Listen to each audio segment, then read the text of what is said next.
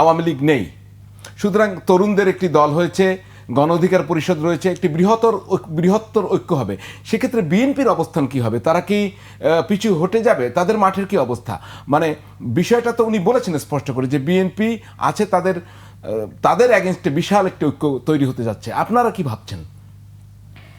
দেখুন, আসলে রাজনীতিটা তো হচ্ছে আসলে আমরা যারা রাজনীতিবিদ, আমাদের সকাল থেকে রাত পর্যন্ত অসংখ্য কথা বলতে হয়।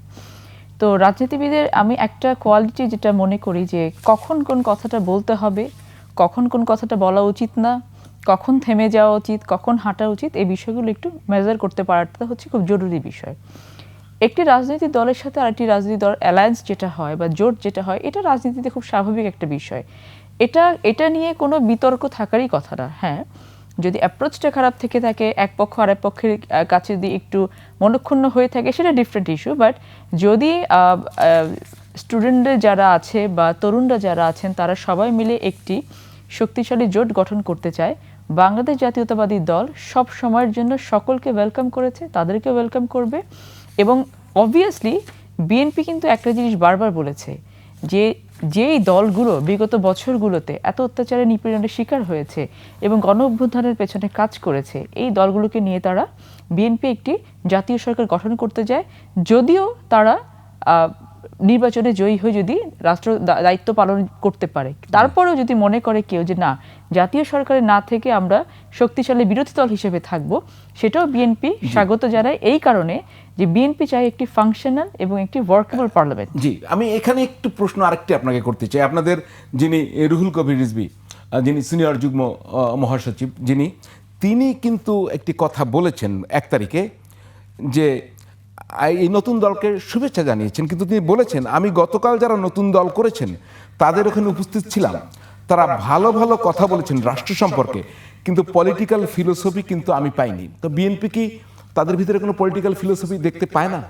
না, পলিটিক্যাল ফিলোসফি অবশ্যই তাদের ভেতরে এটার ঘাটতি আছে, কারণ এখন পর্যন্ত কিন্তু তাদের গঠনতন্ত্রটা ঠিকমতো হয়নি। তারা আলটিমেটলি কী চাচ্ছে সেটা ঠিক হয়নি। এই দলটা সবেমাত্র জন্ম নিয়েছে। সবেমাত্র জন্ম নিয়ে যে দলটি দুটো অনেক বড় প্রশ্ন দেশের কাছে ছুড়ে দিচ্ছে। একটা কি, আপনার সেকেন্ড রিপাবলিক নিয়ে একটা কোয়েশ্চেন আসছে, আরেকটা আপনার নতুন করে সংবিধান রচনার মাধ্যমে নতুন বাংলাদেশ গড়ার বিষয়টা আসছে। তো আমি যে কিছুক্ষণ একটা বললাম যে আউট অফ দ্য বক্স আমাদের চিন্তা করা উচিত, সেটা তারুণ্যের জন্য খুব জরুরি, স্পৃহাটা থাকে, ভালো থাকে সেটা, কিন্তু সেটা যেন that should be logical. So আপনি যে এই কথাগুলো নিয়ে আসছেন, আপনার ফিলসফিটা কি, আপনি এই জিনিসগুলোকে কিভাবে এক্সিকিউট করবেন? বাংলাদেশ কি সেই জায়গায় দাঁড়িয়ে আছে যে second republic, what does it mean? তার মানে সেকেন্ড রিপাবলিক হওয়ার জন্য যেই ব্যাকগ্রাউন্ডটা প্রয়োজন, যেই বেসটা প্রয়োজন, যেই প্রেক্ষিতে কোনো একটি কান্ট্রিতে সেকেন্ড, থার্ড, ফোর্থ রিপাবলিক আসতে পারে, do you know what it is? এটাকে তো এক্সপ্লেইন করতে হবে। সেই পরিস্থিতি বাংলাদেশে আছে কিনা। ক্যামেরায় ওয়াও, স্টাইল দেখাও, Xenon X21 পারলে ঠেকাও। আপনি নতুন করে সংবিধান রচনা করার আপনার প্রয়োজনীয়তা কেন পড়ছে?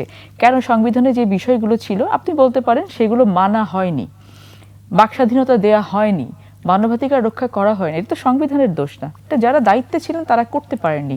সো কেন আমাকে সংবিধান, এই যে ফিলসফিটা যে নেই, এই জায়গাটাতে উনি বলার চেষ্টা করেছেন যে লোক, তোমরা ইটস অ্যান ইমার্জিং একটা দল, যেটা বাংলাদেশের জন্য কিন্তু খুব জরুরি এবং আমরা এটাকে স্বাগত জানাচ্ছি।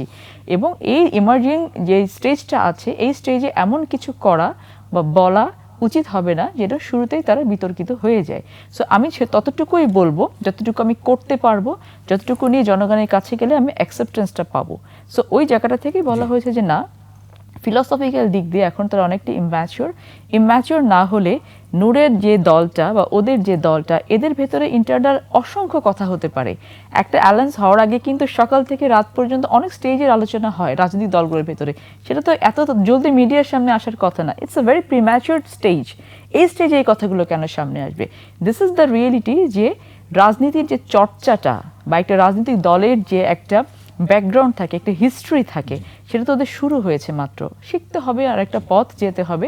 সো এটাকে আমরা নেগেটিভ সেন্সেও দেখছি না, বরং শেখার পথে যে যাত্রাটা শুরু হয়েছে এটাকে আমরা ওয়েলকাম করছি।